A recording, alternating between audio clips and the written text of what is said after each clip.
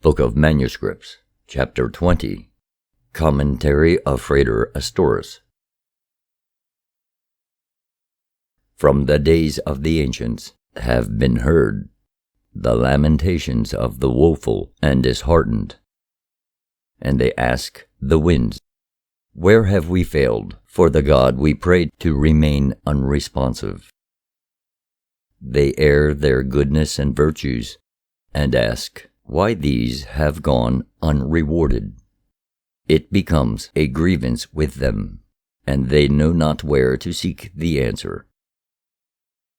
In this our generation, goodly men have been robbed of their estates by warlike strangers, and their wives have even been ravaged by men who have studied the ways of weaponry.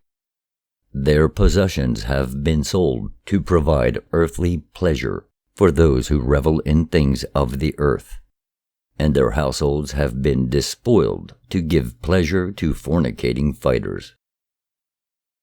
In their dire despair, they seek to lay the blame upon a God who does not strike down wrongdoers and seemingly rewards those who are earthly wise. Wherein have they failed? This is the echo in the corridors of the ages.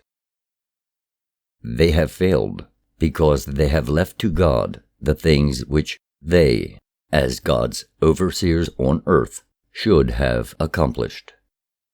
It is men in the mass who permit evil to flourish in their midst.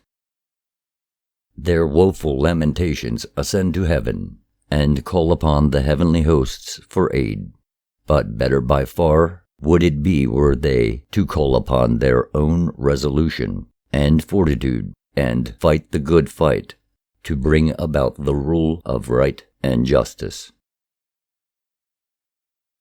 All that is wrong with the world has its genesis in men, and if evil stalks the land, then it follows the attitudes and acts of men.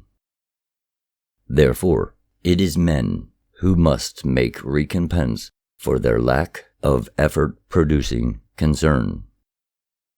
If the people establish the way of iniquity as their way, then it is the wrongdoers who will be rewarded with bounty, and this is not God's will, but man's.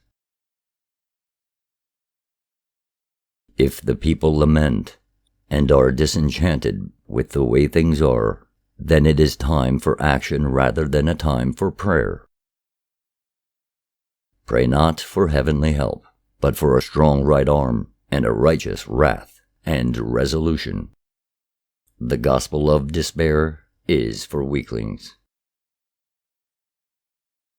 If evil be established by the sword, then it is because the swords of the good have lacked strength and numbers.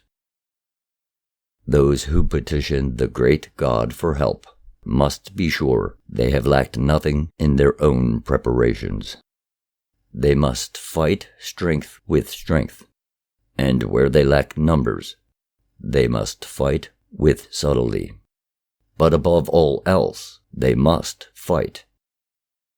This is the law they have ignored, and their woe-begotten lamentations are as a stench to the Most High. Please remember to comment, like, and subscribe.